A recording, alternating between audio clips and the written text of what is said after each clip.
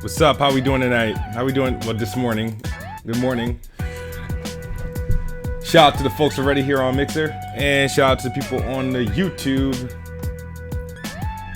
Gamer Slasher with the Spark. Let me fix this monitor here. There we go. So I can get like a.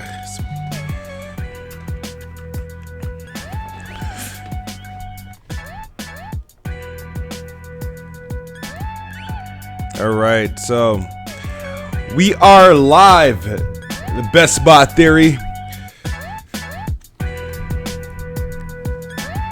This show has become a little bit clutch, as is because I do not. Obviously, the Planet Xbox podcast is currently not taking place. I want to bring it back. I really do. It's something I really want to do once I get another, team together, consistent, and kind of reboot myself and work myself back into gear to do it. But these BetBot theories are so easy to do. I just wake up. I feel like I guess I could talk on the internet for like an hour or so. So thank you. Thank you. Shout out to Game Slasher says, I got 1 million sparks for you, bro, man. Much love. Thanks for that, man. I appreciate it. Thanks for coming through. Good morning, everyone. Dark Kent, Global Loki, Road Renna, Nilo. He said, can't sleep smooth. Do I got bags in my eyes, dog? No, I bring my kids to school, and I was like, damn. I was watching the Lakers Nets preseason game. They playing in like Beijing or Shanghai or some shit like that, and it was like the game came on at like 7:30 in the morning. So I was like, might as well just stay up. But no, I'm good. Memphis Mitchell, average giant. Smash you in 2K. He said the beat was trash. Nah, I mean, Junara 86, man. Thanks for the follow. You are awesome for the follow. I appreciate it. Remember, you guys, I've been trying to do my thing on Mixer. Make sure you follow me there on Mixer for streaming purposes. Some of the streams I'll do a stream to YouTube because, like I said, I feel like, there's a lot of people on YouTube I do not want to let down and who refuse to go to the Mixer, which I can understand. So I am not going to completely drop you guys off the map or anything like that. Bambino 2515, what's up? Yeah, we got a lot to get into. There's a lot going on. Yesterday came as a total shock, you know what I mean, with the movements and people saying things. There's a lot of things I want to talk about. I don't do videos enough, to tackle everything right as they're happening. We got with the PlayStation 5, that was a big thing. We're going to talk about that. We're going to discuss Sean Layden. I don't think I had a Best Spot theory after that move was made. We're going to discuss Mike Ybarra, that just happened yesterday, and pretty much my thoughts and my opinions on all of this stuff and what it really means, and if you guys should be concerned or not. So if you guys have questions, make sure you throw them in the chat. Obviously, super chats on YouTube is more noticeable.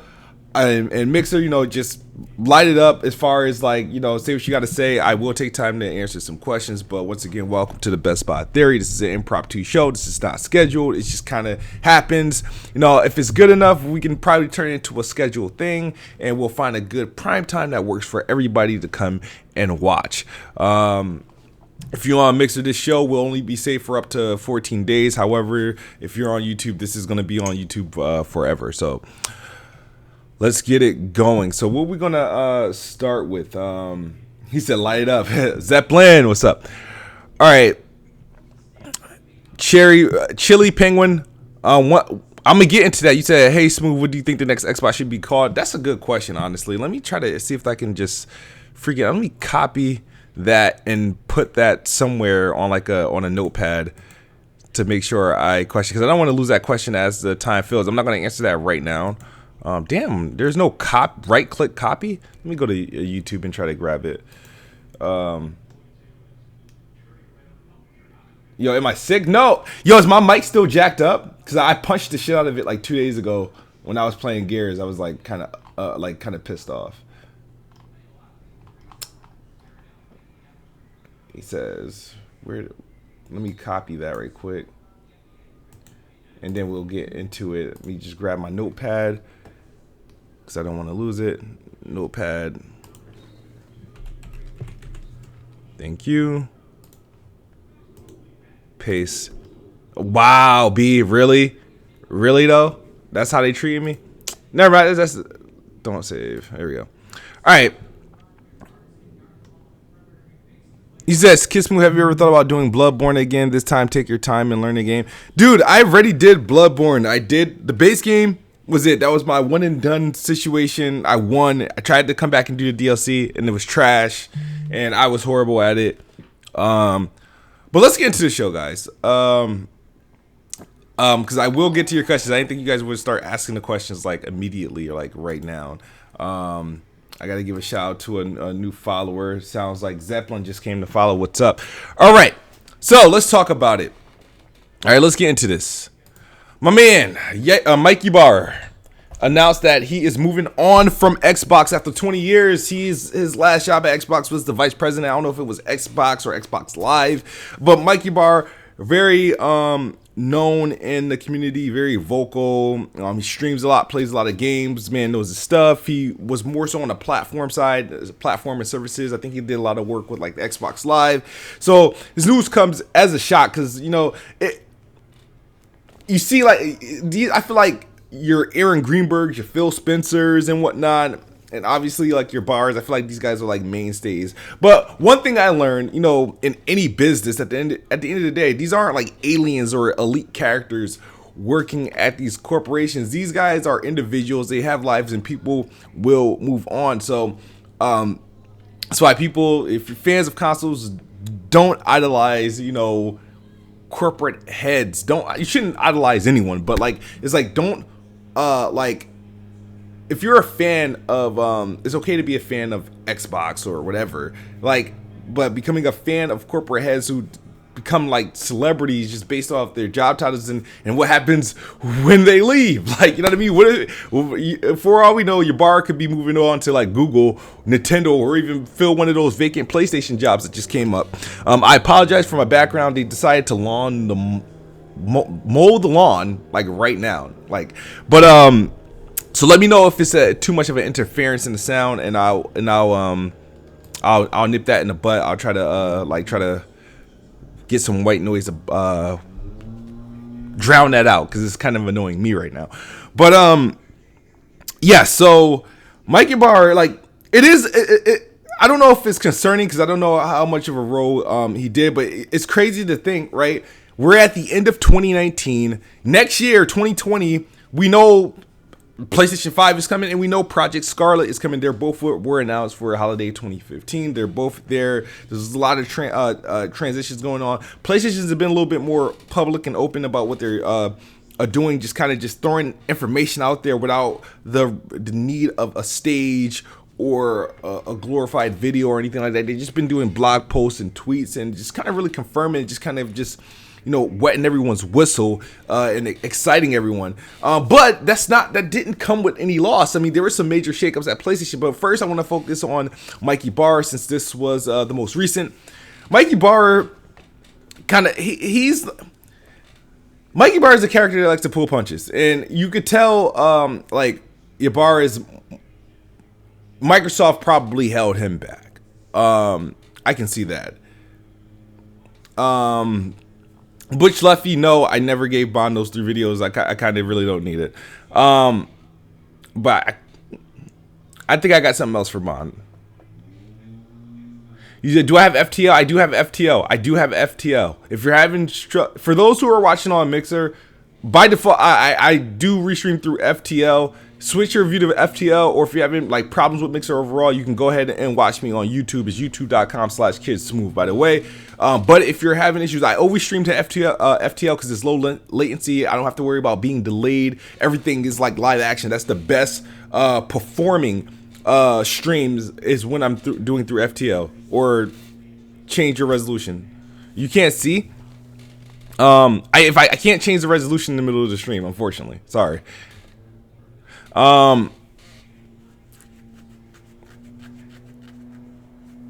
It's stuttering because I'm watching it on. I'm on my Mixer screen right now, and it's not doing anything for me. I mean, I know we all because I'm looking at it, and I can usually see the issues, like if it's having buffering issues or slowdown, because I've experienced when I've had slowdown. What was his position? Ybarra's position was he was vice president, I believe, of either Xbox or Xbox Live. It was he was on the Xbox side of things. But my opinion on I feel like Microsoft held him back, and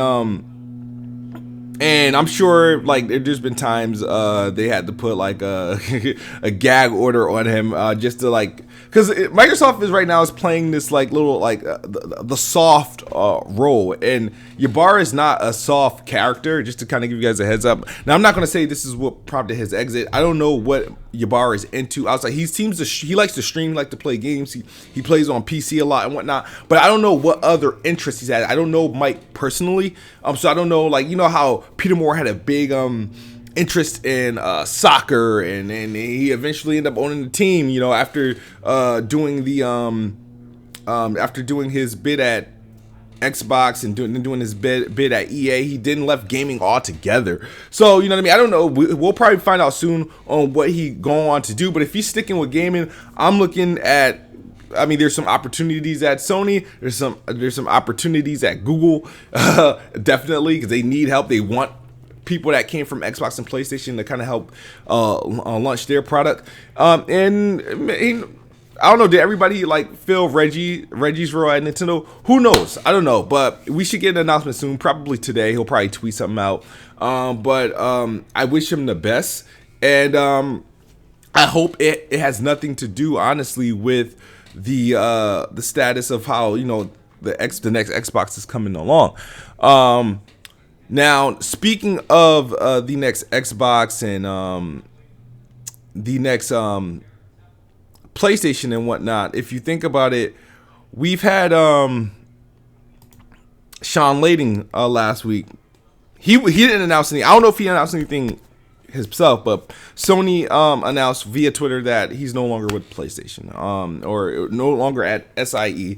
And somebody could say Sean Layden was there during the glory days. I mean, he's you look at PlayStation 4, you could say he defined the era. It was him, Andrew House, all that whole squad there did a phenomenal job. And to see him out at this point in time, it is a bit concerning. Obviously, I feel like he plays a major role at PlayStation. There's a lot of rumors of what's going on, power struggle, people wanting to go in different directions. We see the thing is with PlayStation, how they handled their staff shakeup. Because Sean wasn't the only one to go. Somebody else retired, and then there was a whole bunch of layoffs that just came out yesterday. The layoffs came out yesterday, same time as the Ybarra news.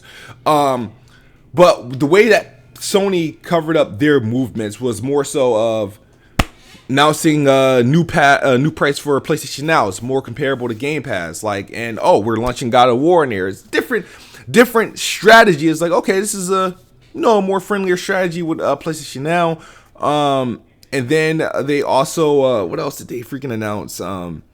That was a big deal. Other than like the price drop, they also recently yesterday with the layoff news, which kind of flew under the radar, was the PlayStation 5. They confirming, PlayStation 5 is obviously the name. Duh. They also confirmed holiday 2020. They talked about the new features that they're doing with their controller, and sound and whatnot. So it was just, and they're also confirming like the ray tracing accelerated, hardware accelerated ray tracing for the PlayStation 5. So answer a lot of those questions. Kind of exciting news. Amping everyone up, and it was like, oh shit, like that's why when I saw it, it's just like I happened to grab my phone and Bond sends me a message like, yo, it's this kid's movie ready for PlayStation 5. I'm like, why are you talking about PlayStation 5? And I go and I'm like, oh shit, like this is dope. I mean, I respect that. I mean, I hate how it had to come out on, just to cover up some layoffs that took place, but the fact that you could just say, hey, this is PlayStation 5, boom, this is when it's coming, and this is what we're working on, and obviously more to come as the future comes, because it keeps it in your mental. It keeps the hype going. You guys know I'm an Xbox guy. I'm an Xbox fan to the core. You call me a fanboy. You call me a Xbox elitist, enthusiast, whatever, fanatic. I don't care, whatever. But there are things that PlayStation does in terms of marketing, in terms of rollouts and road mapping. They do better than Xbox. I hate that Xbox's lack of public roadmap. I hate that when it comes to Xbox news and waiting for Xbox things, we always have to wait for a certain event. It just doesn't come out as it should. You either have to wait for an E3 or now the XO series, which I'm happy they brought back. But it's like, it's just that, because the thing is that the waiting thing is that the more you wait, the more anticipation builds. So you're expecting something move. So when they do finally, say something and it's a dud, it's like, where they can just get this information out, and no matter how it feels, there was no spectacle, there was no event to launch this information. It's just out there, and it came as a total surprise. So you kind of really have no reaction to it. There's no need to analyze anything. So that's the things that I do like about PlayStation and what they do. I mean, like I said, I do play on PlayStation. It's just not my primary platform. Don't think it will ever be. I love their exclusive, but Xbox is just where home is. It's like, you know what I mean? Like, Xbox is just where home is. I just hope that with this generation coming, they do a much better job with marketing, because marketing sucked this whole generation, like complete ass. I feel like they did a good job doing like that. The first 2 years, like 2013, 2014, even all the way up to 2016, they had decent marketing efforts. But the last couple of years, it's just been like pure like garbage. I have a marketing degree, by the way, guys. Like, that's why like I get offended when you got a rich company and a beloved brand and their marketing efforts are garbage. Like, it bothers me. So so pretty much that's how like I pretty much feel is going down. Now, a lot of people think like these shakeups like they're related to next generation. Like, I don't recall it. Like, there's a reason why Don Matrick had to go and all the shakeups during it, because there was like some turmoil with the Xbox during the 2012, 2013, like all the changes that were made. There was a lot of disagreeing. And the crazy thing is with the PlayStation 5, there's like, you're hearing these rumblings. It's like, and then with Scarlett, it's like, yo, like, and there's even rumblings about Halo. Like, some people don't like the direction where the next Halo was going. So there is a reason for concern. And if these disagreements are that big, where it's making people, put like, what, fuck my salary, I'll retire, or I'm gonna go test the water somewhere else, and you leaving these high-ranking jobs, it should be a cause for concern if you're a fan of the product and the brand, because you don't know who's wrong or who's right. Hopefully the people that go are the wrong ones, like, but you don't know. You never know, and this all will come out in some sort of Kotaku report, probably months leading up to launch or months after launch. But you never know. There's going to be a whistleblower somewhere that reveal this information, And it does suck, especially when you see like long time stays like the Ybarras and whatnot. Like, damn, who's next, or what's going on? You just hope for no, like, fuck ups that happened in the 2013 reveals. But before I continue on, let me pay some bills right quick. Shout out to Slasher for Spark. Keep doing this.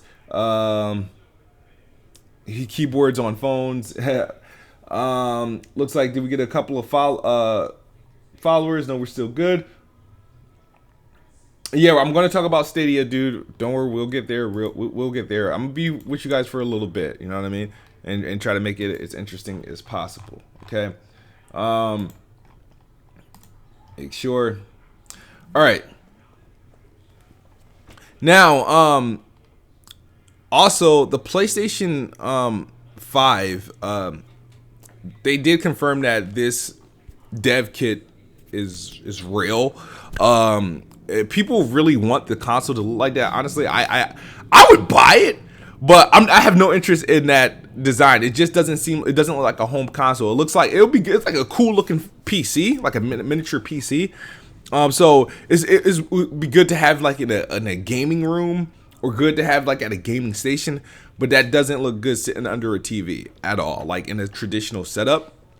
So, but people are looking for that design. But if you guys know the history of dev kits and consoles, PlayStation's dev kits never looked like the final console. They were like so far removed. The only people who have done dev kits that look like the console in some sort have been Microsoft. Their consoles, their dev kits look a lot more like their consoles in some variant way. Their consoles and dev kits looked a lot alike, whereas PlayStation's dev kits never looked exactly like their actual final release console. But we'll see what they'll do with it. But the dev kits are out there. There was a leak that kind of like confirmed the specs overall out there. I think it's from like SIE Japan or some shit like that was floating around Twitter.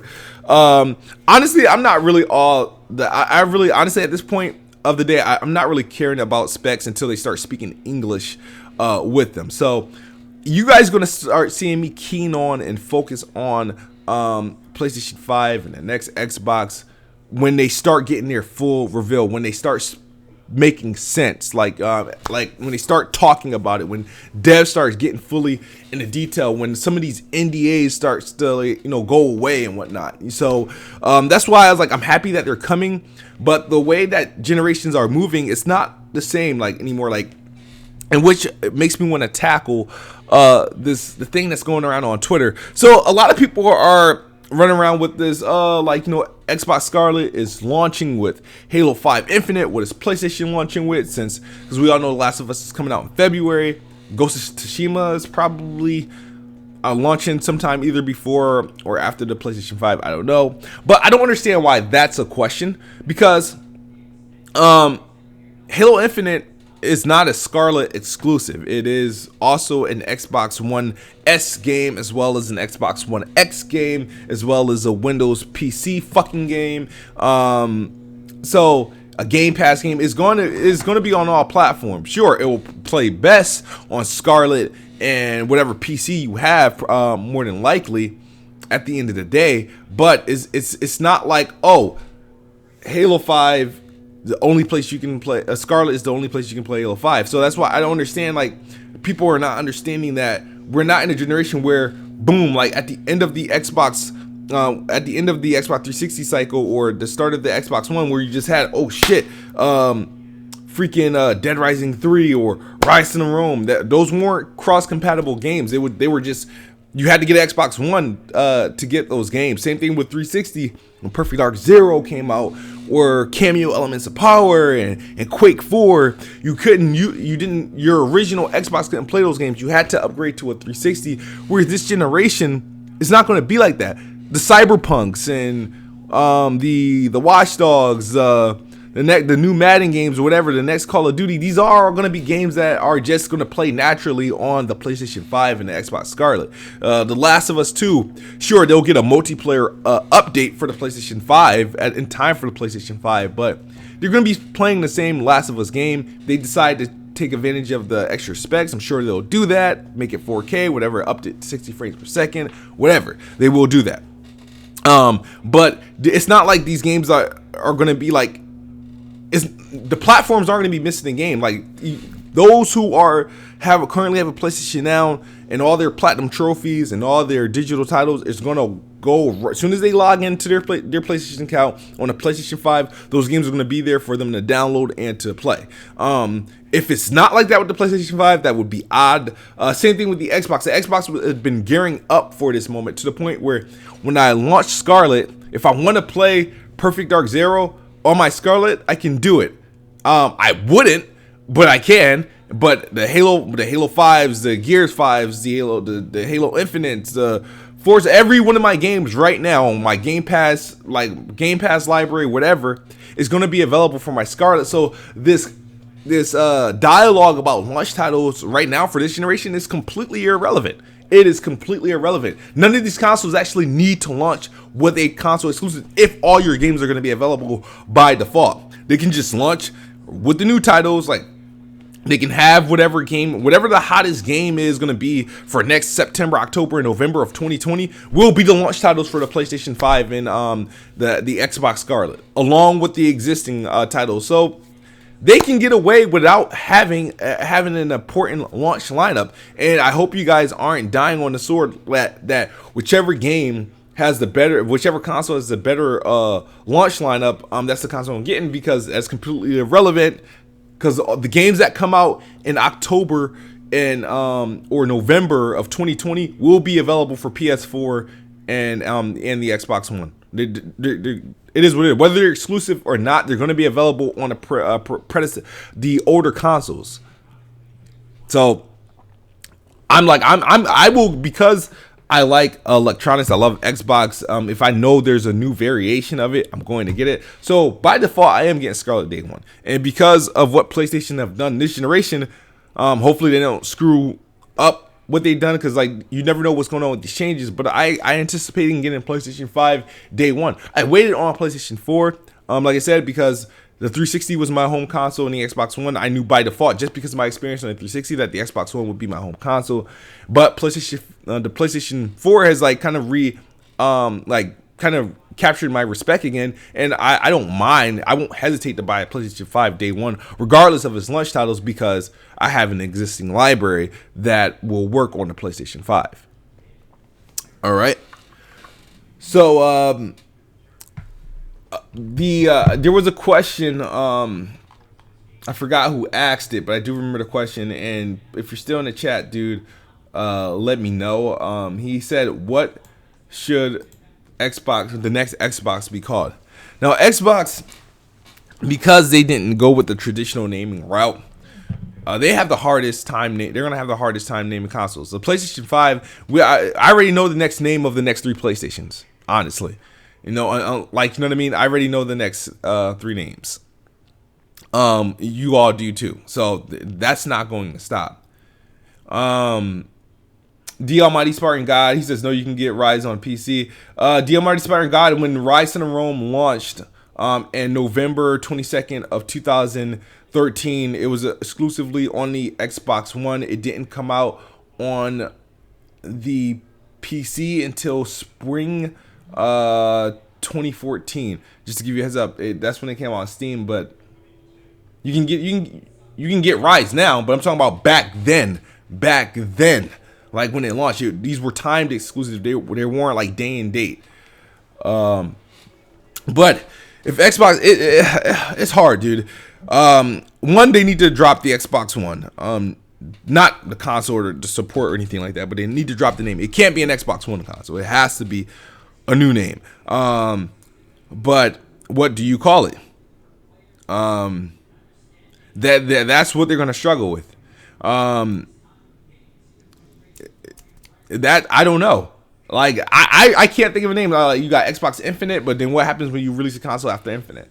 Like the Xbox One. Why did they name it Xbox One? Oh, the all-in-one features like that were eventually removed. Xbox.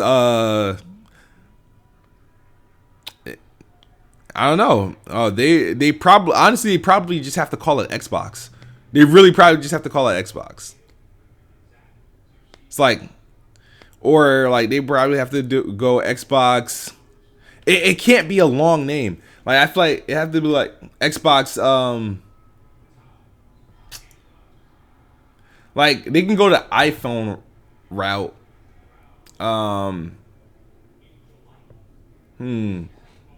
That's a struggle. That is a struggle. That is the struggle. Scarlett is. We thought Scorpio was fine, but yeah, they're good. They're good code names, but they're hard names to market. Those are hard names to market. But dude, I really don't know, dude. I really don't know what they should name the damn thing, because that's just hard. They need to get their juices like flowing, because you really have to think about it and see what really could they do with it. What is going to be the main selling factor of the Xbox? What is going to be its main, like, the core? What's going to be the unique thing about this generation Xbox? They can probably play off that, but it has to be it has to be a short name. It can't be big. It can't be I'm sorry. It can't be a long name. It can't be long at all. It has to be it has to be, honestly, like Xbox One was fine, and then Xbox One S and Xbox One X, that's fine. But you have to look at the cell phone models and how they name cell phones. Like, or do they name it after Game Pass? I don't know. Like the XGX, the XGS. You know what I mean? I don't know.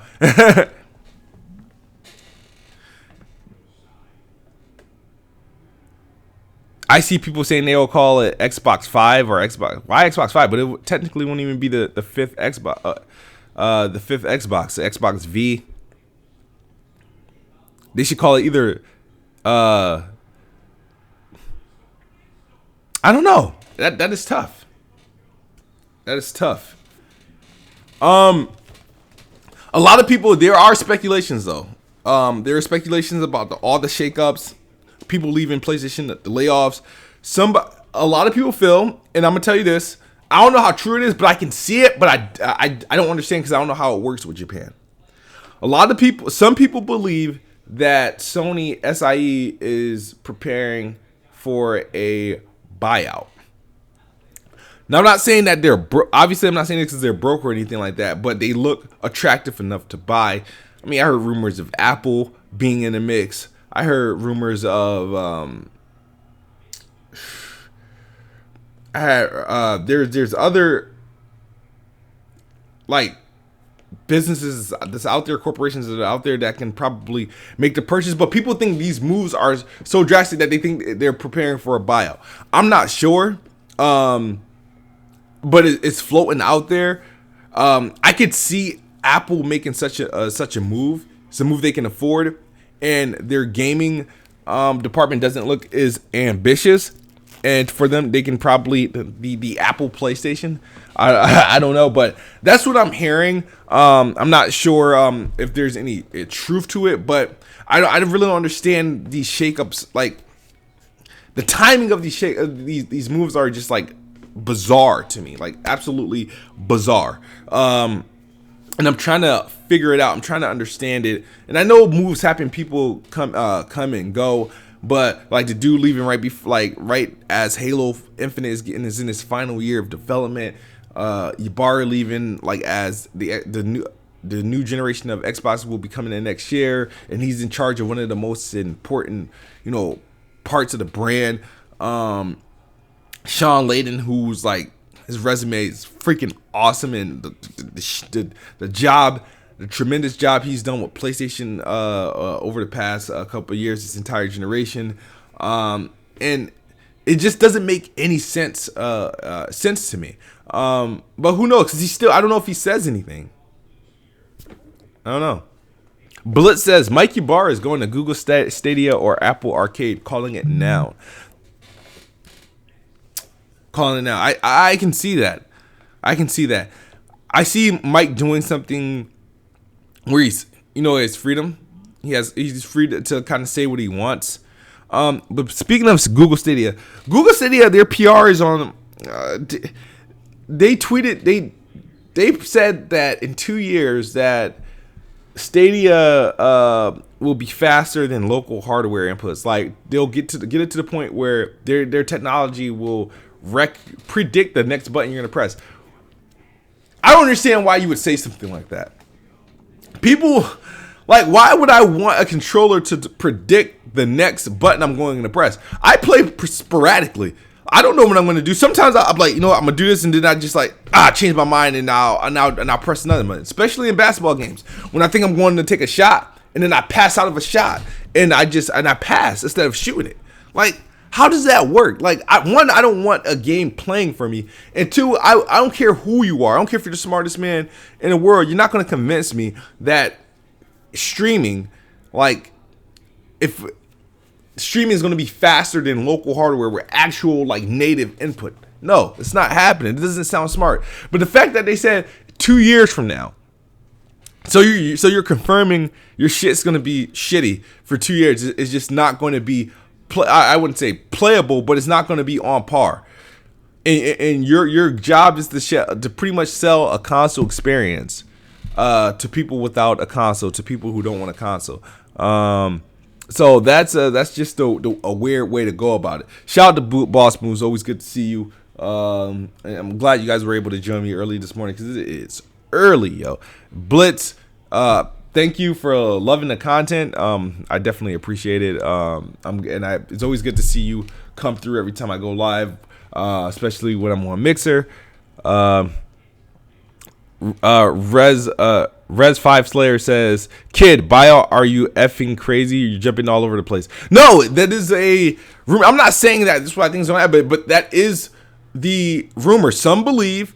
I mean, trust me. Like, there's people who believe that that's actually will happen. People are afraid that that's what they're gearing towards, and the type of moves that Sony has made over the course of the last month are moves that typically take place right before a buyout or acquisition. So who knows? But then again, I mean, I'm not saying that's exactly what's going to happen. And I'm not saying I have reputable source, but this is the stuff that I heard. And you think about it, it's like, I can see, but then again, it just some things don't add up. Some things don't make sense. They just, made it an acquisition of Insomniac. But, is there a bigger player that's going to come in and either buying either Sony or SIE, or is there going to be a split?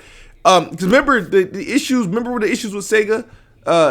And I'm not saying that Sony's going around to Sega, but I'm just looking at experience. The beef, the issues that the North American division versus Sega Japan, that's really what kind of caused the falling out and the split. And there's rifts at Sony. Now, I'm waiting to see how it plays out, because people are now after the generation of PlayStation 4, which was very successful. With all the moves that they made, the sales, the record-breaking sales, and the IPs and whatnot, a lot of people is downplaying Sean Layden, because a lot of people are like, well, Sean Layden wants to go the way of Xbox, and if that's the case, I'm rolling with Jim Ryan. But I'm like, dude, under Sean Layden and everyone, like, look what you guys got. Remember, Jim Ryan. Wasn't Jim Ryan the people we were making fun of because some of the crazy shit he said, and he ended up having to backtrack? You know what I mean? But I don't know. They're probably gonna get Kojima Productions. They should. I mean, he's not making anything for anyone else. He's a waste of a third party developer right now. I don't consider Kojima a third party. So they should have snatched Kojima and Insomniac up at the same time. Because what else is he gonna do? You know what I mean? And while they at it, they should hire Jeff Keighley as PR or something for Sony SIE or for the PlayStation brand. Mario Sanders says Jim Ryan is the Trump of PlayStation. Oh man. Ray said, "You said, kid, Sony is in first place as far as gaming, so I don't think so." Okay, so just because somebody's in first place, um, being first, second, or last doesn't determine if you're gonna isn't a reason you'll be blocked. If you're in first place, then we're not selling. If we're in last, only if we're in last place we're selling. That doesn't make sense. That doesn't determine that. It's really how much, how big the pocket is, how much one is willing to pay. How much it depends on how much is willing to pay. It what's best for the person or the investors or the person that's going to be making the money. Like that's what it comes down to. But like I said, I'm not saying this is exactly what's going to happen. It's just rumors when you look at the shakeups that take place. So nobody knows what it really means. But at the end of the day, I'm looking forward to February 2020. See, finally take the ribbon, the cloth off the PlayStation 5. I'm looking forward to XO19. Because I hope, Microsoft and the Xbox team are doing something more than decent. This November, like I don't want it to be just another inside of Xbox. So I'm going to watch. I have a little bit of anticipation. They're saying it's the biggest, but I can't trust when these guys be like, this is the biggest thing ever. This is the biggest E3 ever. This is the biggest game ever. And it's like a dud. You got to come with it. But you think about it. All right. XO14 is probably exactly 12 months from the Scarlett release. Between November and June of November 2019, June 2020, the Scarlett has to the gloves has to come off of Scarlett. It has to be revealed. So something other than Halo and more of Halo Infinite has to be revealed. So the thing is that Microsoft needs to start doing. They need to capture hype, harvest it, and know how to take advantage of it. You announced Scarlett and Halo Infinite at last E3, right? At this past E3, right? They're both due in holiday 2020. Now, believe it, time is moving fast. Holiday 2020 is not that far away. It's not. It's another year. But when you think about how game releases and shows and reveals and stuff, you got to think about it. E3's in June. I'm sorry, but your marketing campaign can't start June 2020 all the way to November 2020 for them. No, it can't. Something has to be opened up this November. Whether it be about games or whether it's like, the bleeding edges, whether it's the Halos, whether it's more Scarlet information, something has to open up. And then maybe April or May, Microsoft need to pull the gloves off like completely and show, and then you have your typical E3s, but you have to find a way to capture this marketing. It can't be this wait, and then E3 you bust your load and it's not good enough. You have to capitalize with the time that you do have. Like this I'm not a fan of this shit, this quiet shit. They have to take the gloves off, draw the curtains. Kid, over 100 million. Think about PlayStation. I'm gonna tell you this right now, RE Slayer. The PlayStation 5 is not selling 200 million units. It's not. And PlayStation 4 isn't selling 200 million units. No, they're not selling 200 million units. I just don't think is. I don't even think PlayStation 4 success is repeatable. Depending on looking the way that they move, they'll find ways to make the same amount of money or more. But I don't think selling as many consoles is repeatable. I don't see PlayStation 5 selling 200 million. It's just not happening. It's just not.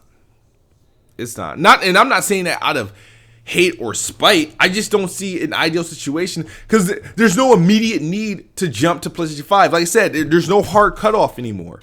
Like The Last of Us 2 is on PlayStation 4.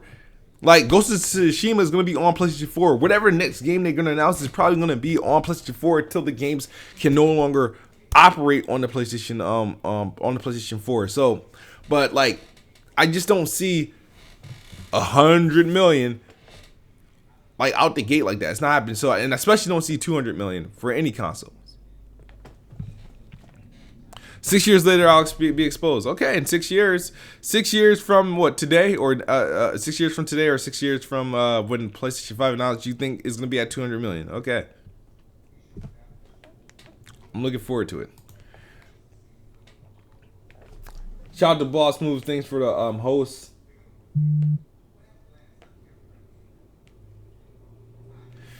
Blit says,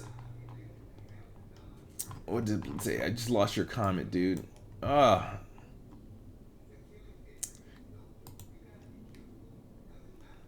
said they need to announce something to hype people for E3 2020. They need to announce something before E3 2020.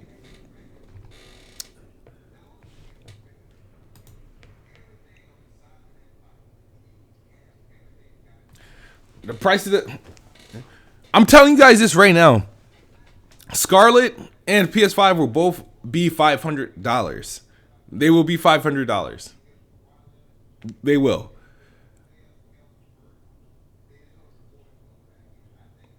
You guys are so naive. I'm not being delusional if I don't believe the PlayStation 5 will not sell 100 million. If I don't think it can sell 90 million, it can sell 95 million. I just don't think it will do that given the market conditions of a console gaming going forward in a way that gaming is going, in a way that they operate. Come on, they probably know they're probably not going to sell over 100 million PlayStation 5s, but they probably don't need to. I mean, it's good while, you know, the PlayStation 4 was a massive success, you know what I mean? And it was like the worldwide appeal for it and stuff like that. If it doesn't sell 100 million, doesn't mean it's going to flop. It still may win it still was going to win the next generation in sales. You don't have to sell 100 million to win next generation. That's been like, what? Like, come on. Like, no one's being. If you just think about how people are able to consume games and the same type of games, the quality of games we're getting. When you think of Google, we don't know what Google's gonna do. A lot of us, you know, a lot of people hope it's gonna flop. A lot of people don't see it succeeding, but you don't know what people are gonna do, and then what Apple's gonna do. It's just like there's too many factors to be like, out the gate, PlayStation will eclipse 100 million again. Or PlayStation 5 is going to do 200 million since PlayStation 4 did 100 million. No, it's not happening. Both these consoles are launching at $500. They are. These aren't $400 consoles.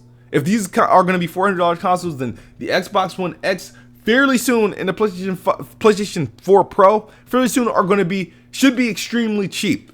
They should be no more than $200, $249 at this point.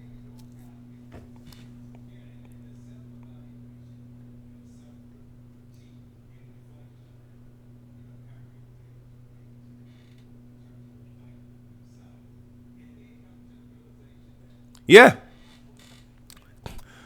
Lil says, to be honest, I see Nintendo, Microsoft, and Sony selling around 90 to 95 million because majority of multi-plats are going to be cross-play. The exclusives is really going to be the test. Yes. Content is going to be a content war. So with all these platforms, whether it be streaming, and then you got all these, you got there's a lot, and then how Factor PC is going, you got Ubisoft, major publisher, has its own service to, you know, subscription service to play games. EA has a couple subscription services to play games.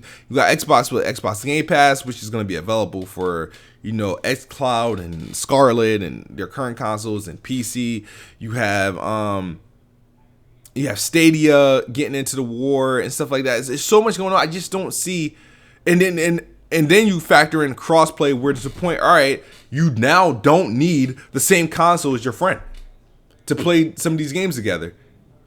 Once the 2Ks, because Call of Duty's already doing it, once the 2Ks and the EAs fucking like stop being dickheads and unlock it, at that point, it really doesn't matter what you get. It doesn't matter at that point. It doesn't matter anymore. Now you're only really buying those platforms based on preference and exclusives. Now, the Xbox is already in the L department on the exclusive front because their games are going to be available on PC day and date. A decision they should have never made, or at least the decision. I don't really care about PC day and date. The Steam thing, like, I don't know why they have to cater to Steam. Like, I don't like.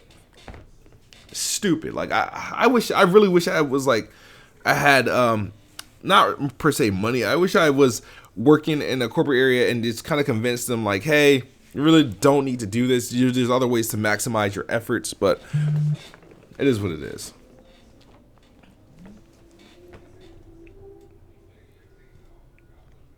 It is what it is. But shout out to the 91 people tuning into Best Spot Theory right now on YouTube, and shout out to the folks over at Mixer.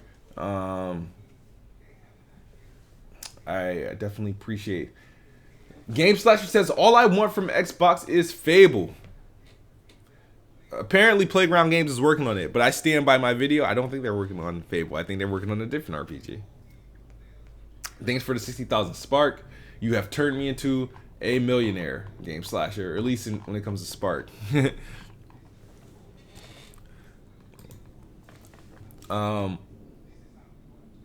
What difference, Gideon says, what difference does it make where a game is sold? Do you understand how far the Xbox brand is compared to PlayStation? Even if Xbox doubles their total lifetime sales, they can't reach PS4. Yeah, PlayStation is a global brand. Majority of PlayStation sales are from Europe, and then it's North America, and then Japan. The Europeans love them some PlayStation.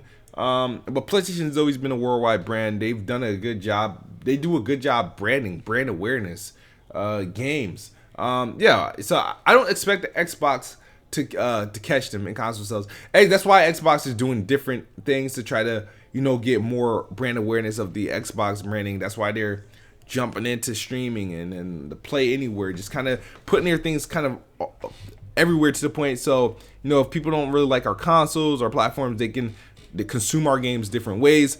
Like I said, it's against the old school way of thinking and consuming games and whatnot, and people are adapting. But it is what it is. Like I'm no longer on a high horse of I can't wait till Xbox is going to outsell PlayStation, or Xbox is going to overtake. It's a lost cause. At the end of the day, I came to a point where I'm still going to play on Xbox. I like Xbox. Like I mean, people have a problem with people liking Xbox more than anything. I've never seen a generation where we're in a generation where PlayStation is completely dominated, and there's still this bitterness and bickering towards like Xbox fans who haven't converted into like diehard PlayStation fans. Like I don't get it. It's like I already understand that, okay, Xbox may never beat PlayStation in total sales or even total like brand awareness, worldwide appeal. It's just not going to happen. It's not going to make me enjoy the Xbox any less. I mean, it is what it is. I mean, I like what I like, but I'm not. I really don't care. Sure, I don't want the Xbox to flop. I don't want the next Xbox to flop. I hope they put a fucking decent. I just put up a fight, put up a marketing effort, putting a decent effort. I feel like the Xbox this generation felt like a losing console. It felt like a second or third place console, where the previous times where they weren't the number one or the most sold or most consumed product, it didn't feel that way. Yeah, it didn't feel like that with the three. Even though the Wii technically sold most of the units, but the 360, to me, it felt like I was playing on the number one platform that entire generation. I feel like the Wii felt foreign to me. It felt like niche to me. It felt like gimmicky to me. And the PlayStation 3, I felt like I had no need for it.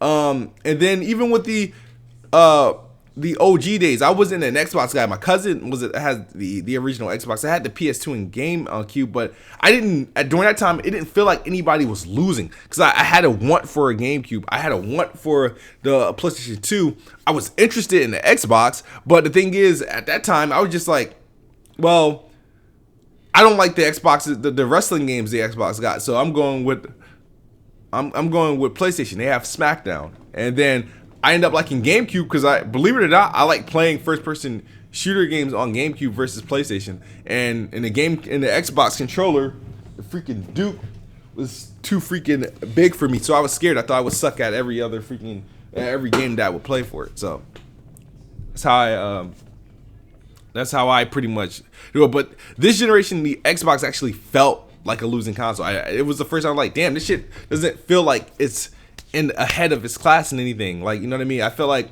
and they need to do a better job with Scarlett. I don't care how the start of the next generation start. I don't care if it's a slow start or if it has the shit better feels like a priority. Like Microsoft, as a console consumer, only reason why I say this because I'm a console gamer. I'm not a PC gamer. I don't PC gaming in me isn't a thing. I don't give a shit what Microsoft does with PC to enhance PC gaming. It's just not for me. I care what they do to enhance console gaming. I care what they do because that's what I'm buying. I'm buying a console. I'm paying for Xbox Live. I'm paying for Game Pass. I'm buying all the extra controllers.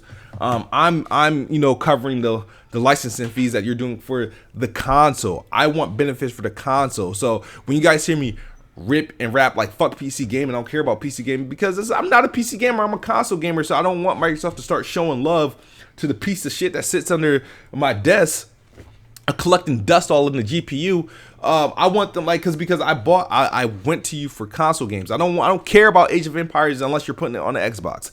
I don't care about Minecraft Dungeons or Gears Tactics unless you're putting it on the Xbox because that's what I bought from you.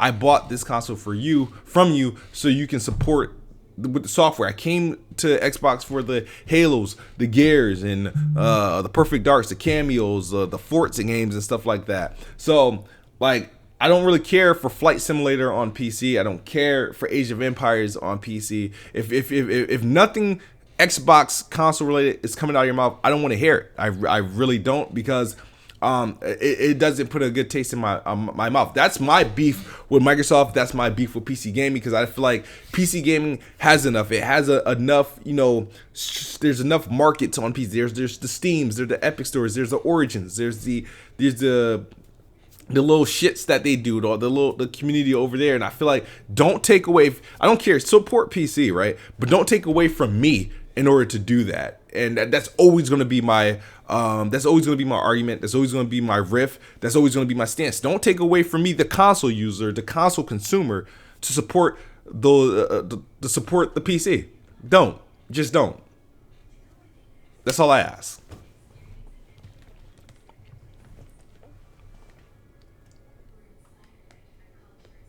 You said, I love Xbox, but I think it's going to cost more than the PS5. No, they're both will launch at $499. There will not be a $600 Xbox. The only way I see a $600 Xbox existing is only if there's a $300 Xbox that exists at the same time. So if Lockhart is still real, there could be a $600 Scarlett and a $300 Lockhart, or a $500 Scarlett and a $200 or $300 Lockhart and $500 Scarlett. We'll see. I'm not sure, but I don't see a $600 console launching for either platform.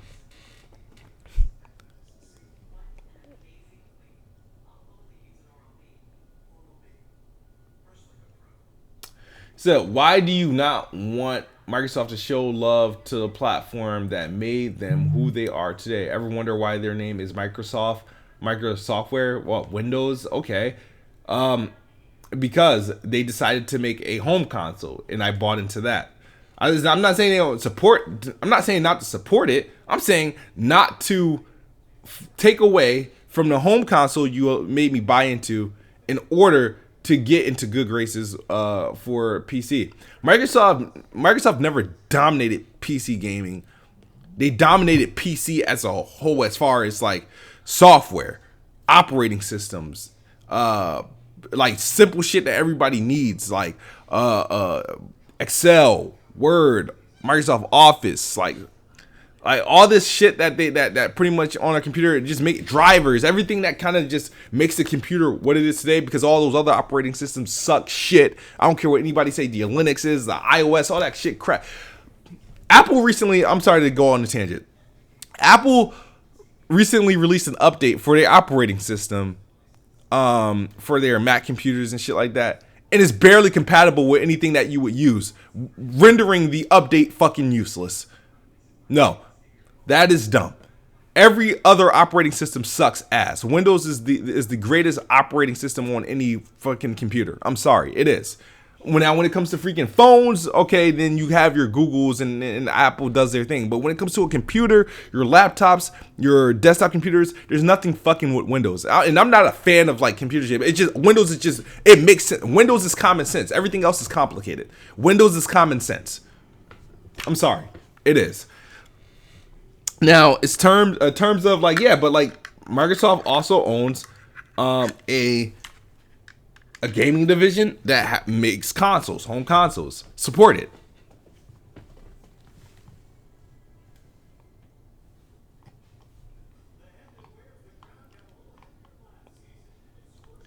Bambino, what was your previous comment?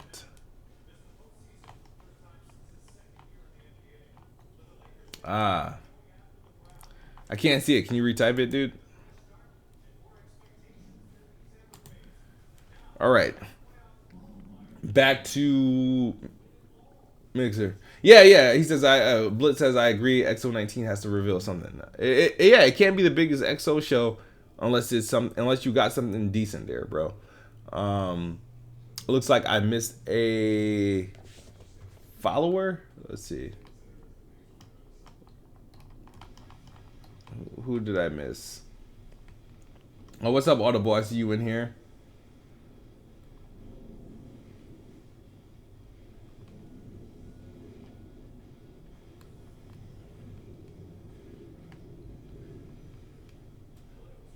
Daz Criollo says Windows is only good for gaming. All right. Dedicated one says, well, what he says, well, they are partnering with AMD for the new CPU and GPU, which if they go Navi technology and then 2 CPU, I doubt this Xbox will be less than $600. The Breakpoint is ass. I don't see the Scarlett being over $500, dude. It'll be over $500 with tax. That's about it. He said the Kids Smooth Morning Show. What's up, Audible, man? Dedicated one. That's who it was that followed me. Thank you for the follow, bro. Thank you for the follow. Outlaw 2120. What's up, Smooth? They need to show the Xbox at the next show to hype their fan base. They do. XO19 can't be some fucking goofy inside Xbox show. Nah, it can't be. Like, what is, like, it can't be no, and it also can't be just random Xbox Game Pass shows. Yeah, they're gonna have some bangers in Game Pass for November. I already feel it. They will. They'll have some bangers in Game Pass for November. But if you think about it, Halo Reach, where's Halo Reach? That's supposed to be coming out still this year, the remaster. It shouldn't be launching in Master Chief Collection, honestly. I think they should just blow up the Master Chief Collection project. I said this before, and they need to release Halo 3, Halo 4, and Halo 2 anniversary as a standalone, Halo 3 as a standalone, Halo Reach as a standalone, Halo 4 remaster as a standalone. They should just make them separate games. Bolster like if the Master Chief Collection is what's slowing this shit down, blow it up and just release the games independently. I'll be fine with that. I'm happy. But yeah, it's it's the last show of the year. So after XO18 or after XO19, there's nothing technically until E3 unless they announce a Scarlett reveal show. So if you think about it, they have to cover a lot of things. Bleeding Edge is an early 2020 game. Ori is an early 2020 game. That Battletoads game is an early 2020 game. Those are all first half of 2020. Now, I'm interested in Bleeding Edge. I'm not really interested in what the Battletoads game is looking like. Ori, like I said, people love that game. It's all right. I wasn't a big fan of the first one. I just wasn't rocking with it. I'll buy into this one to see if I can get through it. But obviously, they need to cover those games. They obviously need to cover Game Pass. But it's the last show of 2019, and next year Scarlett is going to be launching that year. So the rollout can't be like Project Scorpio rollout because Scarlett is a bigger deal than Scorpio. If you think about it, Scorpio was a a mod. It was an upgrade to an existing console. It was still on Xbox One. It was still an Xbox One. Sure, it did more, but it was still an Xbox One console, so it didn't count as a new generation. It didn't usher in a new generation in gaming or anything like that. Scarlett is ushering a new generation in gaming. This is the next Xbox. This is technically the Xbox 4. This is so the rollout and the roadmap. It has to something. XO19 can't be no shit show. It can't be no LOL reel. It has to be a real show, like a legit like something. It's a 3-day event. I'm only gonna watch the first day, and that's when they should start having decent news.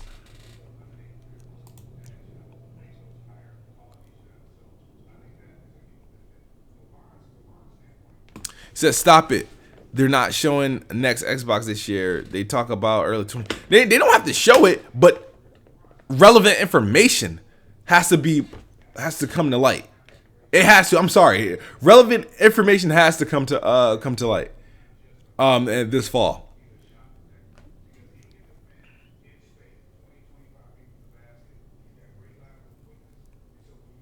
Lurk, Gerald. Obnoxious Fun says it will be though smooth. They suck at putting on a good show except for E3s. Well, this E3 I wasn't a fan of it at all. They can't do a Halo remaster. Well, Halo Reach is technically a remaster. That we're still waiting on it. That was supposed to be this year.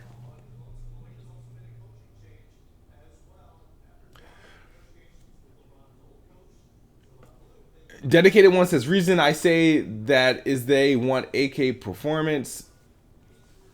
And the lowest CPU to run about 8K is $200 alone, with Navi GPU to hit 120 frames per second is $325 alone. So where am I getting it at? Got you. Personally, I'm not buying into the 8K hype. I'm just not. We don't have 8K TVs. There would not be not one 8K. Yeah, they'll be able to scale up to 8K, sure. Why not? Just like the Xbox One S could scale up to 4K. Like it would and that's just upscale, not actually 4K visuals. It's just being able to view it on a 4K device without it looking fucked up. You know what I mean? So 8K, I'm not buying into it. I am buying into higher frame rates, up to 120 frames per second, because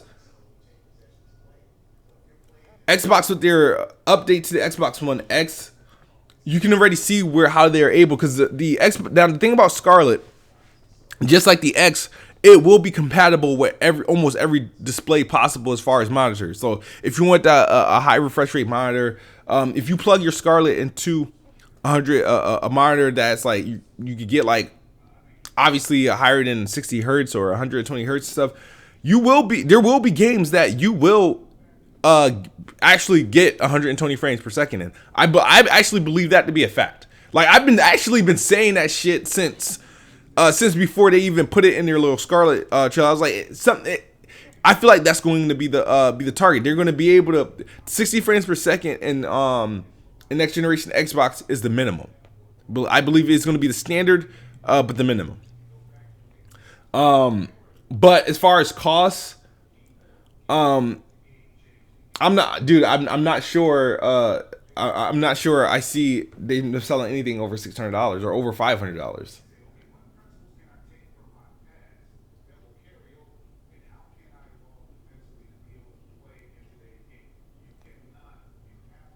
It says Samsung has an 8K TV for like 3K now.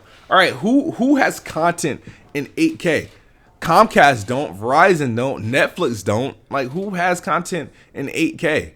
Like, can you even like upload an 8K video?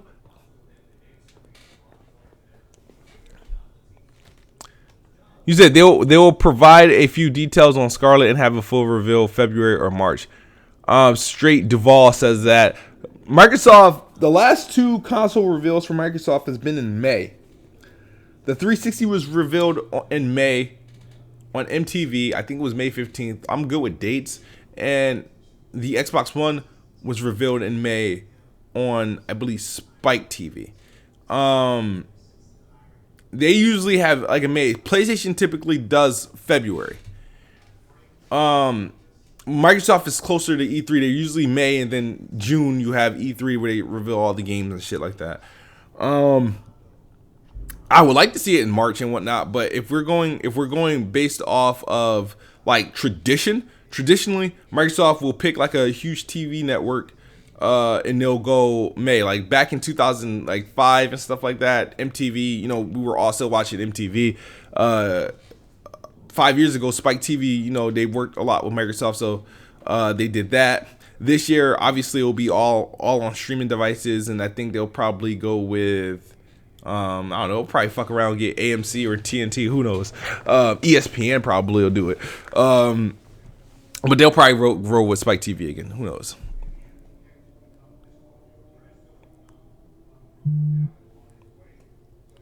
Dude said, shit, we just got 5G in Illinois. Blitz says, no matter what, the PS5 and Scarlett is going to be awesome consoles regardless. They will be.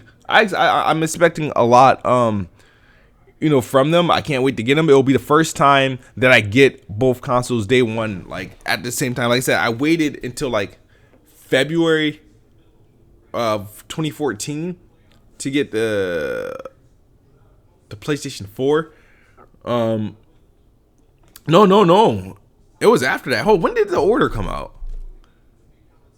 When did the order come out? I got my PlayStation 4 like 2 weeks before the order or some shit like that. I got it when I think The Last of Us came out. I'm not sure. Like, but I had it before the order. So I remember I tried to finesse Walmart into giving me a copy of the order early, but they weren't having it. So, March 2014. Okay.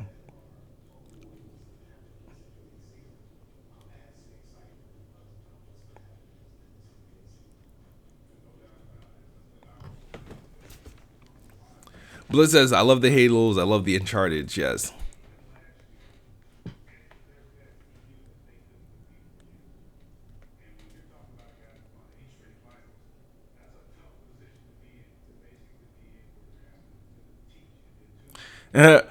Vegeto, you bought Crackdown for $24.99. That's more than I did. I played it on Game Pass, but I enjoyed it. I wish they got their things together like sooner. Their multiplayer, the multiplayer portion, which was fun, but the rollout was inexcusable. Like the lack of no invite system was just like. But I had fun with the campaign. I had fun with the multiplayer too. I would still play it if my friends still played it. But my friends, the people. Here's the thing: I need freaking real friends. The people I play with, like other content creators and shit like that. It just our game taste is just completely fucking different, dude. Like, I like to say I could play anything, but then again, I don't play it. I'll play Crackdown. I'll play Gears. I'll play a whole lot of NBA Live. I'll play Halo. I'm always down to play Halo. I'm always down to play a lot of games. Like, it's these awkward titles everybody wants to play, like the Destinies and the fucking like I freaking Destinies. The what else? People be wanting me to play, like the Overwatches and the Borderlands and shit like that. You'd rather own it? Yeah, I mean, I'll eventually buy it. I think actually all the Xbox first party titles right now is on sale right now, and if you have Game Pass, you get that additional discount. So I'll probably on Black Friday start like confirming my ownership of some of the games. But the thing is, I own all the Xbox first party titles actually, except for Crackdown and Forza Horizon 4. I plan on buying Forza Horizon 4, but Forza Horizon, like, you know what I mean, the one you want to buy was expensive. It was like $100, but it's on sale. I think it's gonna go on sale again on Black Friday. I'll probably like get the code to like own it, just in case I should not use Game Pass. But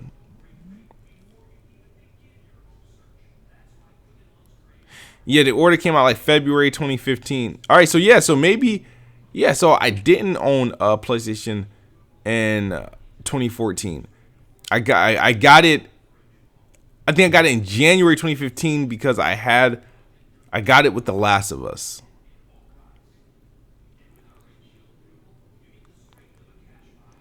And when I got it, I ended up buying games like Knack and stuff. So I played Knack in all those games, but I played everything like late. And I think I got Knack 2 day 1. I beat that game. Loved it.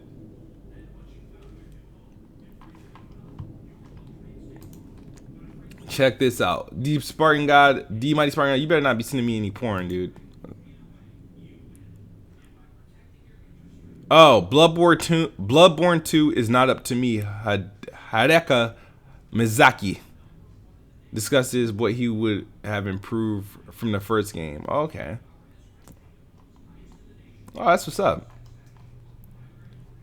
But if it's not up to him, who is it up to? Sony? They probably have publishing rights to it.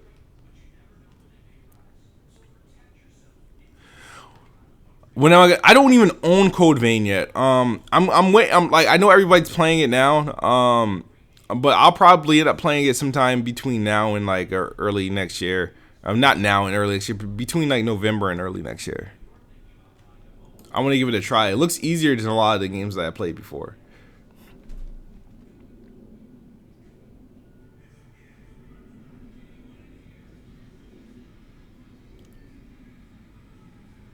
Splitgate.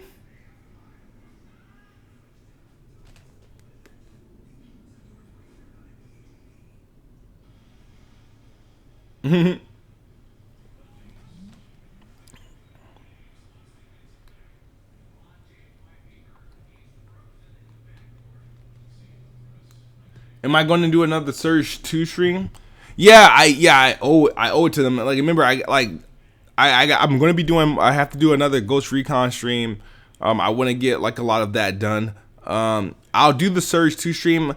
I'm struggling with it honestly because it's like it's not. The problem is about the Surge. I'm not even struggling with like boss fight. I'm struggling with regular like characters in the game. It's just that I don't know. It's like they throw a lot at you. So I plan on I want to get past that part, but I forgot where I'm at. I think I was on my way to this big ass it's like a big ass duck somewhere in the city, but they got a lot of people and they got guns and whatnot, and it's just I don't know. It's been you guys would yeah. My last stream of me playing it was just like what the fuck, but I want to play it more. I'll probably boot it up today. I'll either boot that up or Ghost Recon today. Blitz, you started playing Ryse for the first time today? Not today, but you started playing. I'll tell you a little story about Ryse, right? So, I remember when the Metacritic scores of certain games like started to drop because the embargo started to lift on the Xbox One and PlayStation 4. And I remember when the review scores and everybody couldn't wait because they were comparing like launch titles and shit like that. I remember Flower getting like a 9 and I was offended. And then when Ryse came out, and I think it ended up with like a 60 or some shit like that on Metacritic, and I'm like, what? I'm like, how is this? And at that point in time, I was you could have swayed me not to buy it, and I was like, nah.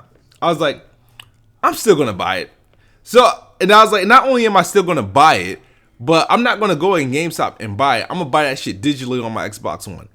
And I bought it, and I was happy. I beat the game like 4 times, dude. Like I beat it on like its regular difficulty, and then I beat it on its hardest difficulty. Then I went back and I played it on the PC and I beat it on the PC on Steam.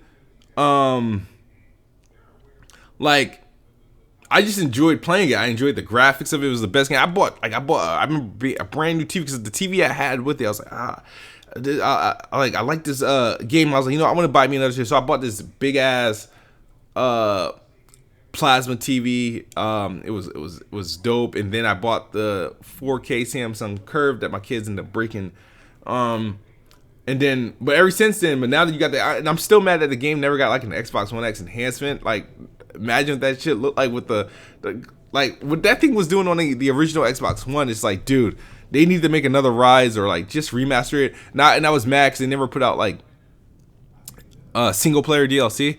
I also enjoyed the multiplayer, but I couldn't find like consistent people to play with. But I would go through waves and waves of the multiplayer because I was trying to get all the achievements. And I think I got well over 1,000 gamer score in Ryse and Rome. But I'm missing some of the multiplayer achievements in that game. It was very. I appreciated the game. I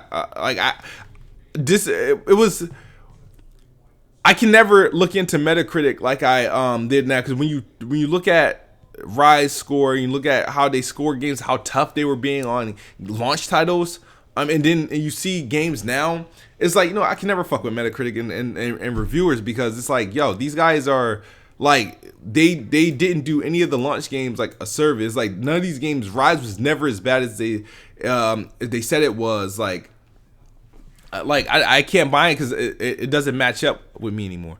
He said, did Mike die? No, he didn't die. He just left Xbox. Journalist.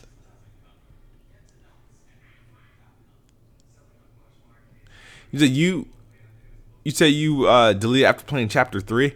Oh wow. The thing about that game's so diverse. The game puts you in different environments. It popped. They had some cool moments in that game too. So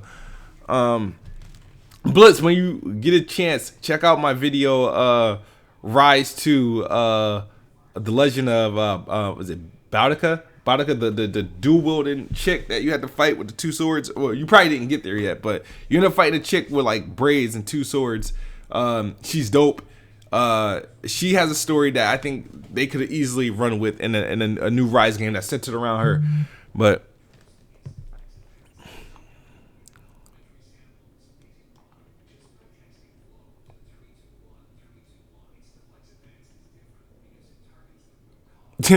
he said, yeah, I was looming. You're looking at my Ryse trophies this morning, and you got like 60 trophies earned. You almost 100%. Yeah, I'm only missing, literally the only achievements I'm missing in Ryse are related to multiplayer, and that's because I couldn't find, like I said, I was playing with randoms when I was doing multiplayer in Ryse, and it's just waves of enemies. Like it's like what's that shit called?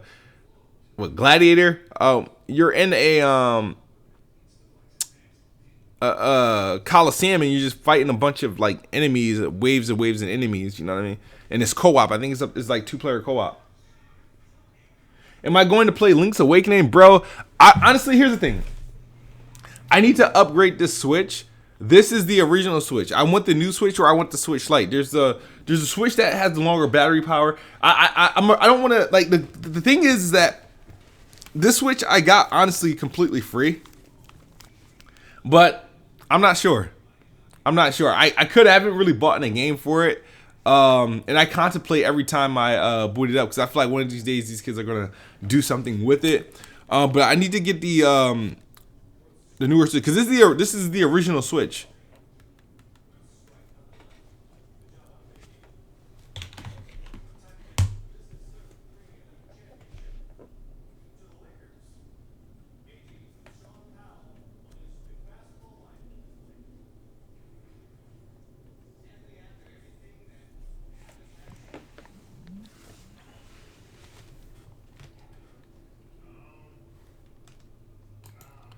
There you go.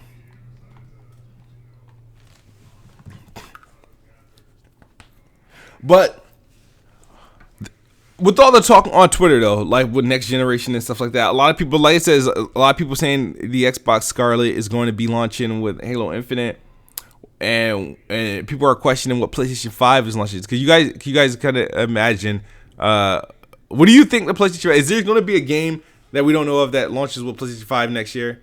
Like, if you got The Last of Us, it's February. We know Ghost of Tsushima is somewhere. We don't know if it's 2020 or 2021. I feel like Knack 3 is a given. It has to happen. I would be good with just Knack 3 and I'm good. Like, before I got a PlayStation 4, I shit it all over Knack. Like, I shit it all over that. And then I played it, I was like, no, actually, kind of like that. Because I love platform games. I love platform games. They don't come too often. Two of my favorite genres in video games that we don't get enough of is platformers like the games like the Knacks and the Ratchet and Clanks and stuff like that. Those are dope games. And we don't get action adventure games, like third person action adventure games. And when I say that, you'd be like, oh yeah, we do. No, I'm not talking about like your typical open world games. I'm talking about games like Tomb Raider, Uncharted. Those games don't come often at all. Like you literally have to wait for the next Uncharted or the next Tomb Raider to get that type of game. Control is I don't really count that Control like I like those type of games. The Tomb Raider game. Tomb Raider is like has been like one of my favorite franchises this generation. Ever since they redid it, I've just had like a good time with that game. I love all three of them that came out. Played them all three to completion. My favorite one so far has been Ryse of the Tomb Raider, but I do appreciate Shadow of the Tomb Raider. Knack isn't whack if you like platforming games. It's like, what is Knack whack on? What grounds is it whack? Is it whack compared to other platform games, or are you just saying it's a whack game in general? It could be a whack game in general to you, but it's probably one of the best platforms I play. Is easily the best looking platform game I've played. Both of them are graphically very, very impressive. So.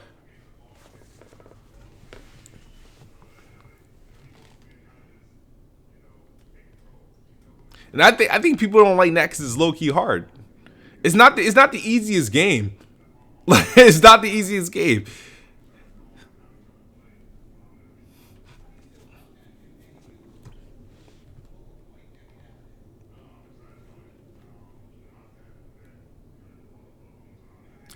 Blitz says, I heard Demon Souls remastered by Bluepoint Games could be a launch title. Yeah, Bluepoint have been teasing their project. They've been doing it, and then when the PlayStation 5 news came out, they did confirm that they're working on a PlayStation 5 game.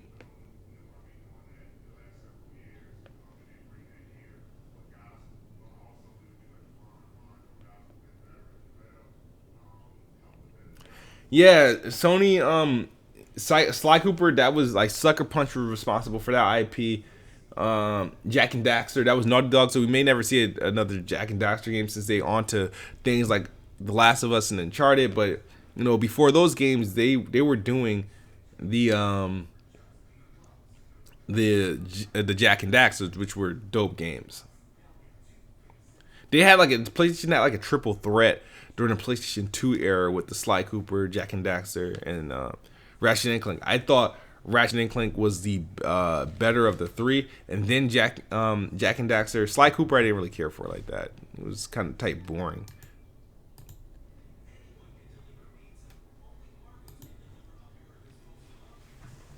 Yeah, had to sneeze. Oh, bless me.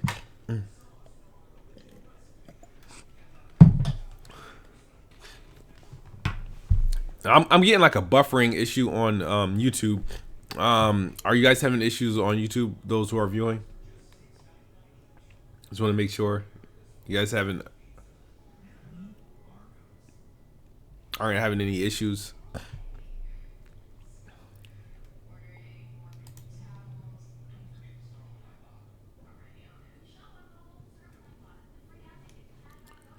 Yeah, it looks like I'm struggling here.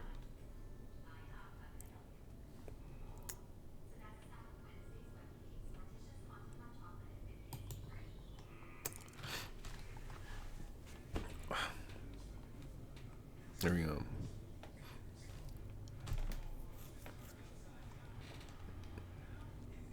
All right, I don't know. I'm seeing like I'm freaking having issues with looks like possibly YouTube. If you guys can confirm that we're all good, please do so. With Mixer, I think we still good.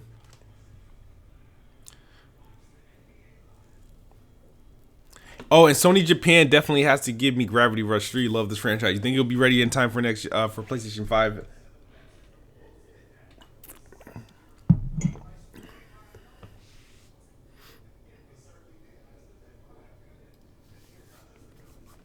Yeah, Blitz. Ready at Dawn did do Order 1886. They own Sony owns, I believe they own the IP. The Order 1886 was initially supposed to be a trilogy. So like it was supposed to be a trilogy that survived this whole the whole generation, but obviously it never got a sequel the um or the obviously the third one. So who knows what they did with that? What just happened? Why is this shit? Oh my god, we're buffering. All right, so if I can get this thing to like, oh, my stream is taking an L. I'm in the red, guys. I'm in the red. So let me see. Let me close a couple of these things down. See if I can help alleviate this shit right quick. Because we are in the red.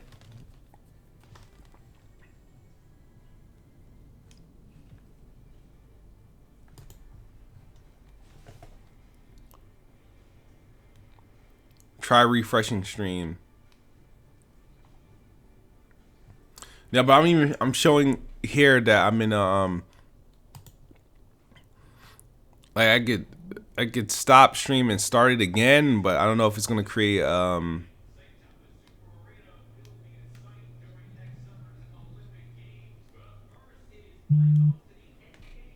me see.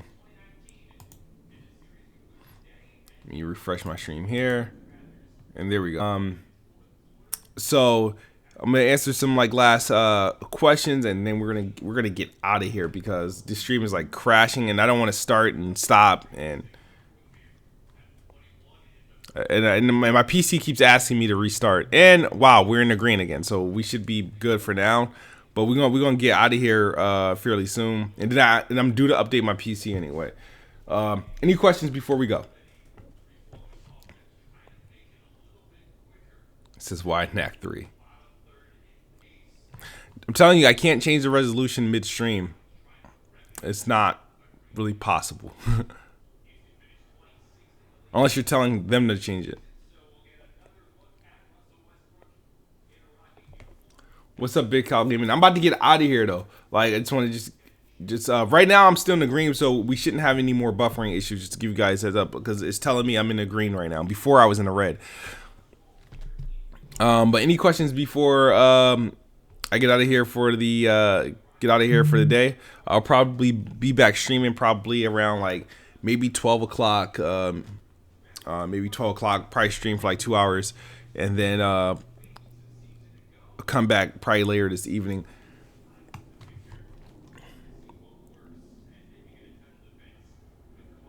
I got some new channel art on Mixer. Check that out. For those who are watching on Mixer, just check that out and see if it was like if you're feeling the direction we're going. So shout out to my man Kurt Designs, man. He did that for me. We got a full schedule up there so you guys can know when to expect this, see me stream and whatnot. So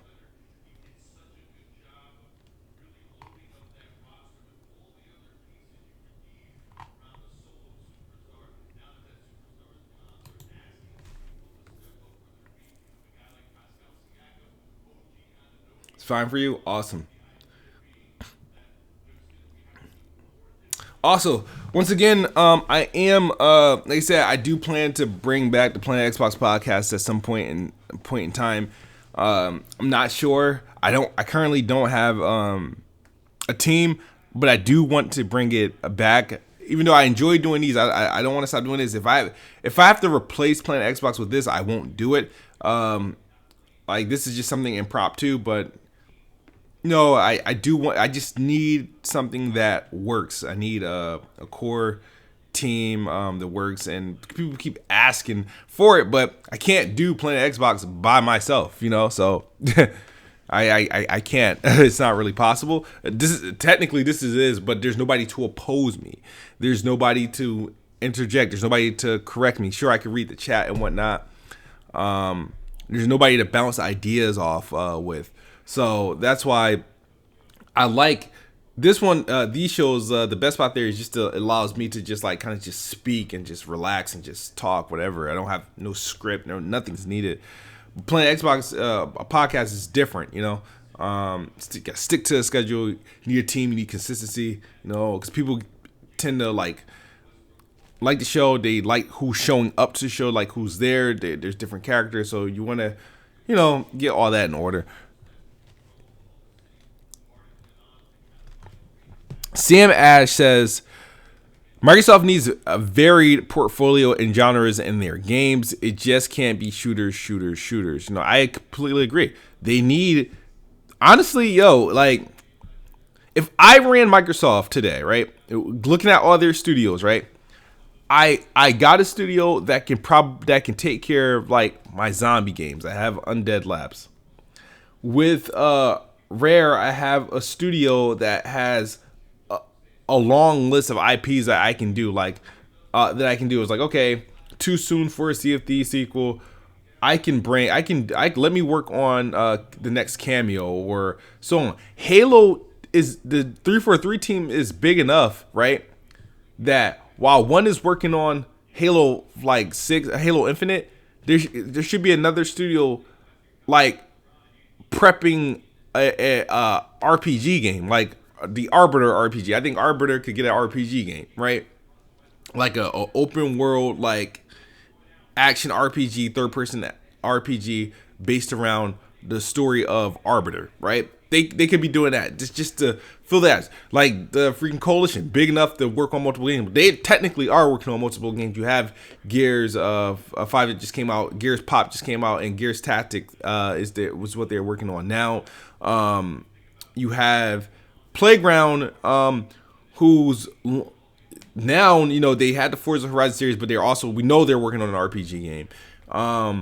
Turn 10, I think they're going to be doing the next Forza game, but I don't know if they're only specialized in Forza or racing games. Maybe instead of another Forza game, after you do Forza games, since there's going to be long development times between each game nowadays, maybe your next game should be like some sort of MotoGP, or maybe you take on Project Gotham, maybe you take on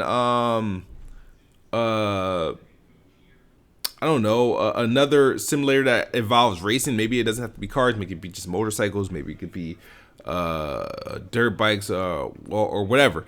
You have Ninja Theory, which is composed of a bunch of small groups who are capable of making games on their own. You got the one chick that's leading Bleeding Edge. You got the dudes that did Hellblade and whatnot. You got Obsidian, big enough to work. They're working on multiple games at a time. Same thing with In Exile. So, but the thing is, I would have like studios where I would have like, all right, this is my my platforming team. This is my RPG studio. They got legit 3 RPG studios.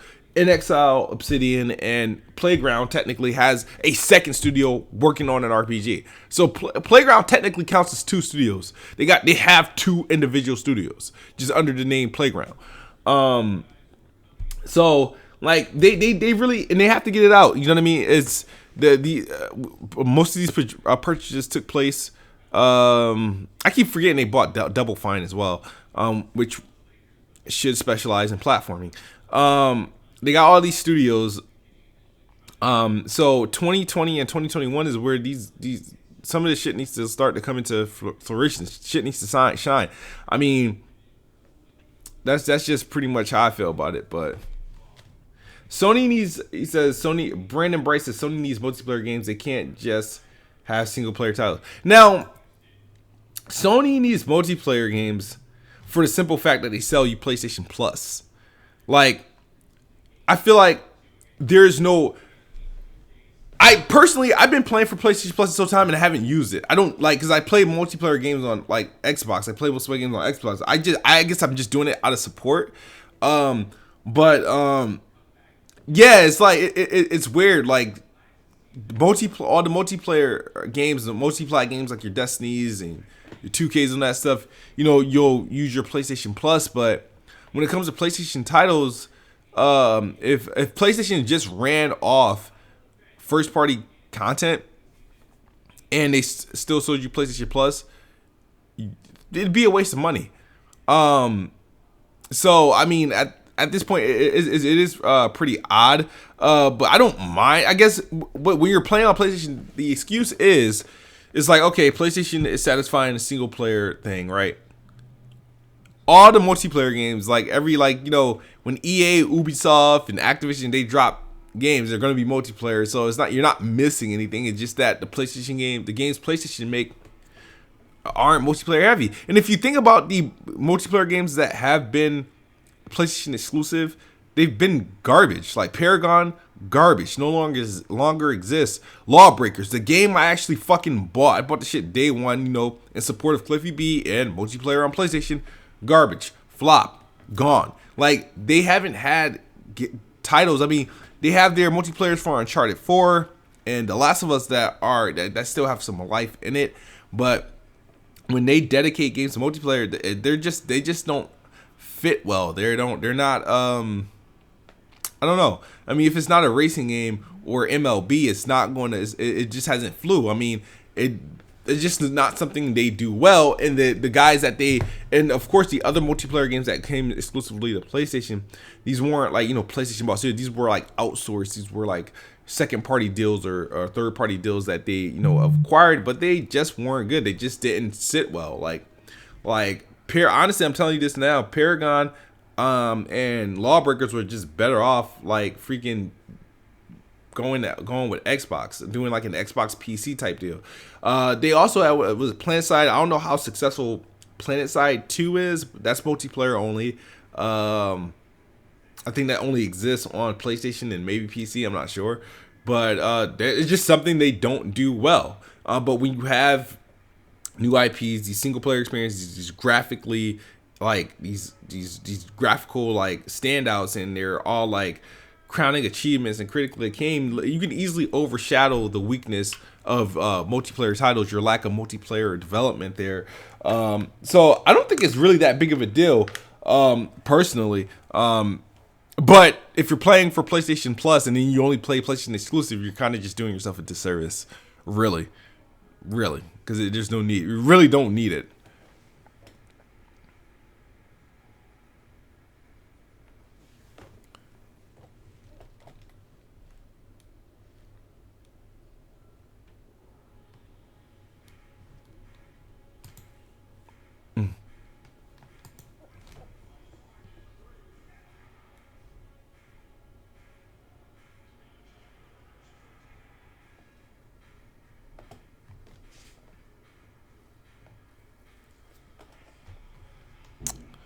So you got any other questions before I head out? What's good, Joy-Con boys? Enclosure HD, another Splinter Cell game? I don't think so. Hell, they don't even do new one. Is gonna get that sandbox garbage. Yeah, that's true. Ubisoft is on some other shit right now.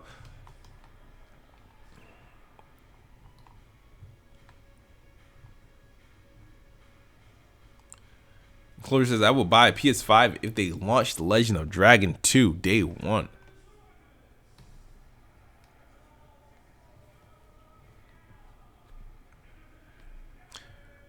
All right, so I appreciate it, Blitz. So I'm about to get out of here and prepare, get the day going. Got the Patriots playing the Giants today. We're gonna get that dub, go 6-0. So that's gonna be great. So like I said, I'll probably come back to stream possibly noon to maybe 2 p.m. and then from that I probably won't stream again tonight. On Thursdays I should be streaming. I might stream tonight at 8:30, but the Patriots are playing the Giants. I'm not sure. So make sure you guys, though, for those like you want to see me stream, like where most of my streams are going to be taking place, it's going to be taking place on Mixer. If you have a Mixer account, follow me. If you have an existing Mixer account, just follow me. If you have an Xbox Live account, just to give you a heads up, you actually have a Mixer account. Just log in. If you have a Windows Outlook, Xbox Live account, or a Windows account, whatever, you have a Mixer account. They all link, so make sure you follow me there, please. I could use the support. Shout out to Ant Money 151 for the follow. I appreciate it.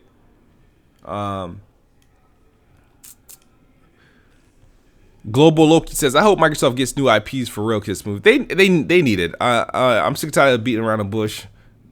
Put up or shut up. Put up or shut up. You know what I mean? You don't buy what they're up to 15 studios, 14, 15 studios. There's enough room, and these studios aren't. Some of the studios are small, but you gotta think about their existing studios is big as hell, dude. You don't need how many freaking people you need to screw in a light bulb. Like you don't like the team. How big the Halo team is doesn't make sense. The coalition team that's working on Gears is these are big ass teams. The Sea of Thieves team, hell, they outsourced freaking like whatchamacallit, it's like community service people to like help with the help with Sea of Thieves, and the Rare's team is big as hell. Stadia Decay grew. A lot of studios that they purchased doubled in size. They all got new studios and shit like that. So we'll see, man. We will see. Did I pre-order Red Dead PC? No. I didn't even finish Red Dead on my Xbox. I'm not getting it on PC. I'm not playing it on my PC. No. Absolutely not. Industry is full of third-person shooters with lackluster story. We need some JRPG love. Fable, Jade Empire, Stadia Decay, Ryse, Forza, Gears, Halo, Crackdown. They need a sci-fi game, ninja game, Hellblade. They have games. It's just they only make really 3. Like they need they gotta get out of their own way. Stop trying to repeat Fortnite and Overnight and PUBG. Stop trying to focus on games that you can monetize, and just focus on delivering a good game. If you go into your game, the planning of your game with the intent of, damn, where are ways I can monetize this, and just don't make they need to make the game organically. Because think about it, they didn't go into Rocket League and Minecraft with just the intent like, oh, we're gonna be able to monetize this shit for the next 10 years. No, that shit just it blew up, and the longevity of the game allowed them to support the game and add new things and keep it current, and they were able to bank like that. So like a lot of these games like Rise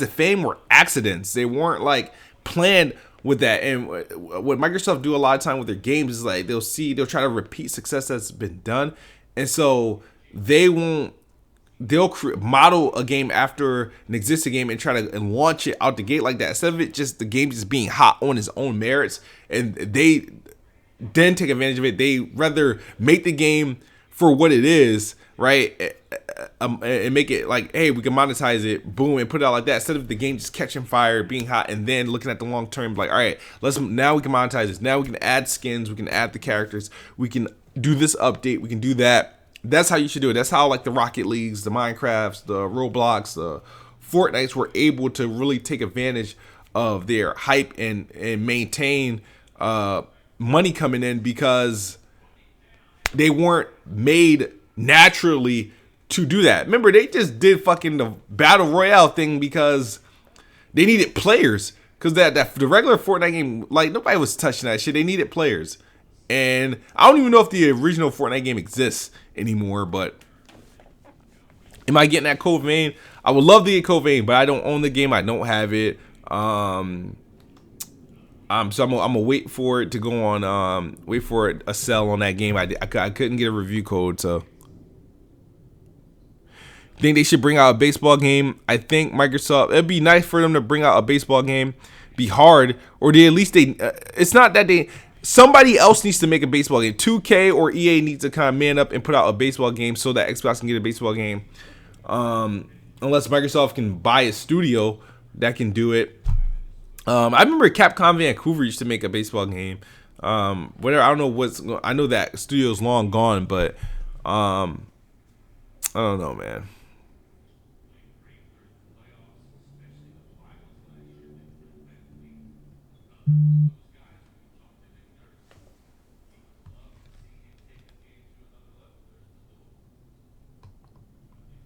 Let me see. Yeah, where's NBA Live 20? Shit, I need no one. Shit, I need a no one. LOL. Another one. I'm the biggest advocator for NBA Live. My biggest beef with EA is that they're lazy. EA is honestly like, for example, me, I'm an individual dude. I'm not rich. I don't do YouTube for a living. I don't do Mixer for a living. I don't get like paid to do YouTube. So I can be like, I don't feel like doing a podcast today. I don't feel like streaming today. Like, that's how EA gets like that with games. with games that they typically supposed to put out every year. That's how they get. They just like, I don't feel like playing. I don't feel like putting out live this year. I don't feel like working on live this year. They're not working on a replacement to live in that time. They just don't feel like. It's like it boggles my mind. It's like, yo, 2K is complete dog shit this year, and you need just to put a modular upgrade to the last game, and you would have already had a better game. Because I still play Live 19 over. I have 2K20. I still enjoy Live 19 more.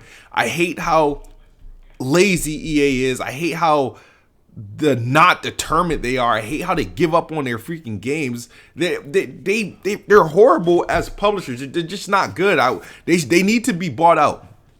Like Microsoft should need to just pull out a checkbook, buy them. I don't care how much it costs. They spent more for Minecraft and fucking Rare.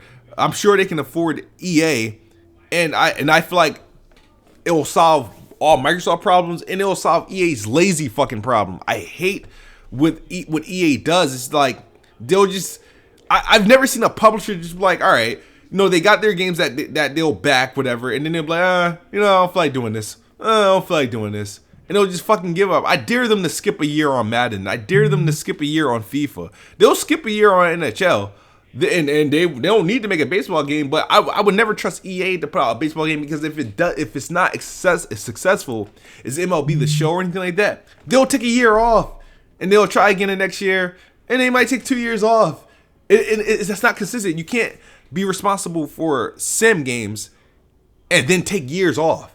That's why I said a long time ago, games like Madden and 2K, these shouldn't be annual games at all. They should be apps. They should be free to play games. They should be free to play games that get major. They updated over time, and they could be updated with time. They could be live. They could be rosters can be updated. You pay for things to get your character and stuff better. They shouldn't be games. That's why the idea of 2K, how they rip people off. You buy 2K, you pay $60 for a game. You spend hundreds and $100 in VC. You get your character up. You play with the character all year. And the next year game, you got to start from jump again and do the same cycle all over again. So financially, it probably doesn't make sense for these games to be free to play on their side, but as a consumer, those are the games that actually need to be free to play with updates. Like if EA, if you don't want to make another live game, all right, well, your next live game, don't make it a fucking retail game. Make it a free to play game, and make sure you have employed staff working on updates throughout the life cycle that you're working on this game. Like, that's what it should be like. I mean, Maddens and NHL, FIFA, none of that shit should be retail every year, especially with the practices that they include in these games, these extra monetization options, the way they get you with these ultimate teams, the VCs, all this shit they throw at you to spend on these games just for it to be completely useless in the next game. I can't do that. That's why I like these games, the way that these looter shooters, these service-based games that come out at retail, like where you're putting all this time, you're putting all this money into these games, into your characters, into your gear. You should be able to just bring that with you. That should be anytime you put money in, it should be a lifetime thing. The person you made in Division 1 should be a lifetime character. Your Destiny 2 character, your Destiny character should be a lifetime character. Your My Player dude should be a lifetime character that goes with you throughout all your games. All that money you spent, otherwise just wasted fucking money. Wasted money. And that's why I don't buy into the whole annual release. That's why I stopped buying like the Maddens. That's why I didn't buy into the whole 2K My Player. I don't buy 2K. When I do play 2K, you notice I don't jump into the My Player thing. I did live because live I don't have to put money into. The thing is, when I'm playing in live, the way they have it set up in live is just all grinding. There's no option to buy, So you're just doing it. So you're naturally just playing the game because you like it. When you like the gameplay, you upgrade. You got your guy maxed out to like a 95 and whatever, and that's it. Like to the point where people in 2K, they're buying all these gear, these sneakers, these jerseys, these ugly ass haircuts, these dribble moves and shit like that. And that shit goes away if you stop playing the game. And when you move over to the next game, you ain't bringing none of that shit with you. It's just, that doesn't make sense. It does not make sense to me. It doesn't. I'm gonna read a couple comments and then I'm for real gonna get out of here. Blitz says, I haven't bought a Madden since 2008. It's the same game every year. Copy and paste. They remove features to add a new one next year, etc. Their presentation in Madden has sucked for years, and they have all the money to make the best presentation, but they don't, and it's why I'm done with Madden since 2008. I agree. It looked like I missed a super chat. King Donwa, he said, what happened with the Bloodborne challenge? Dude, I failed. I lost. I spent 7 hours on, what's his name, Ludwig? And the challenge was only 15 hours long. So, and that was the first boss.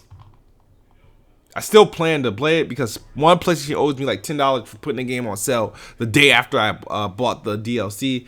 And it was I didn't want that $20 to go to waste. So I may still try to play through it. I don't know if I'll stream it. I'll eventually stream it. It just won't be advertised as some challenge stream. I'll just be streaming it just because.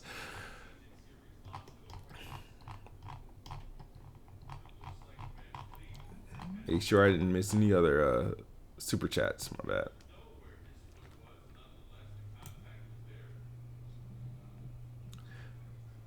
What did I Breakpoint? Well, I've been playing Breakpoint on Xbox, so I'm not sure how it runs on PlayStation. When I played, I thought it's all right. I mean, I'm not that deep into it. I did a couple missions. I was playing with a random. I ended up adding him as a friend. But I would like to play more of it with somebody that's with somebody that I'm familiar with. It has potential, but the shit is like a 58 on Metacritic. I've never seen that shit before, like a Ubisoft game. Stream it and summon someone from your Mixer chat. Are you talking about Bloodborne, right? Yeah, but I need to earn insight. I have to earn insight. He said, you wish EA still made MVP baseball. Yeah.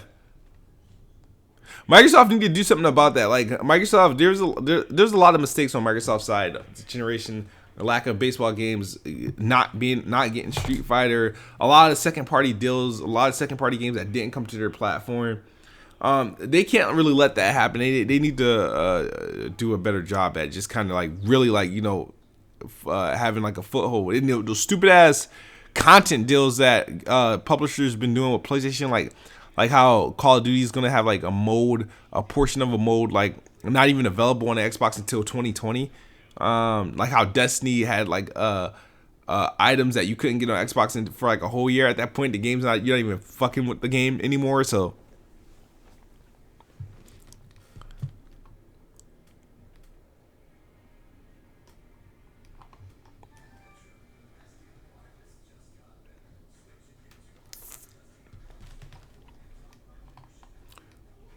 All right, I'm gonna log off at 11:30. It's 11:27. All right, guys. We're. Oh no. Oh, never mind. We're good.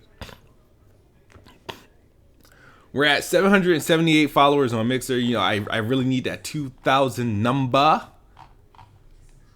It's crazy. How many of you on my YouTube right now, the 62 of you people watching right now, are actually following me on Mixer? All you following me on Mixer right now will bring me above 800. Just give me a heads up. Sick. Hard 8. I knew he was gonna come in at the wrong fucking time. What's up, Hard 8?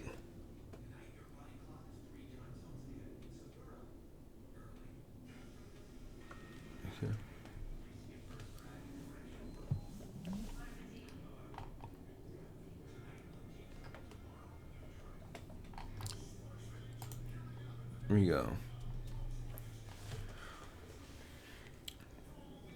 No, any last questions? Cause I'm logging out at 11:30. I gotta get the day started.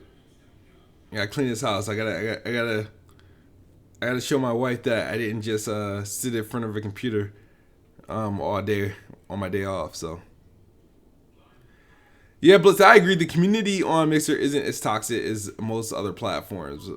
But the only reason is like, honestly, there's not as many people on Mixer as many other platforms, so I could say that. But the experience I've had so far has been fairly, positive.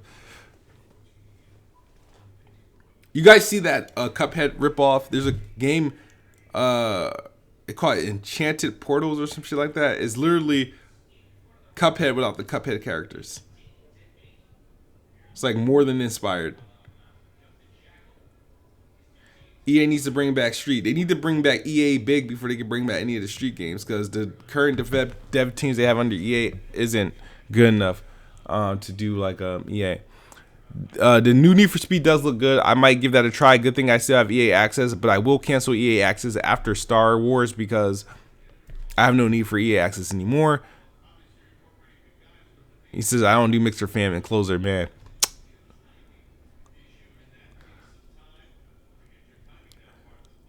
All right, so it's 11:30. I'm getting out of here though.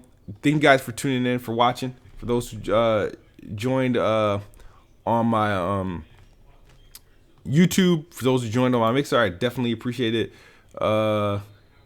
Need for Speed Heat, yeah. This dude just said, you want Mixer on PlayStation? Plug your Elgato up to your PlayStation and stream the Mixer. Mr. Keemer, you are a follower. Yes. See you smooth. All right, Blitz. Somebody said do a podcast with Hardy. Hardy got to pay me. He know the deal. I got to recoup all that money I paid him to get him on Planet Xbox for that 5-episode run. But you guys have a good one. As always, Xbox is the best box, and I am the best bot. Good night or good morning if you're on the other side of the globe. We are out of here. Peace, though. It's been a real blessing. I'm out of here.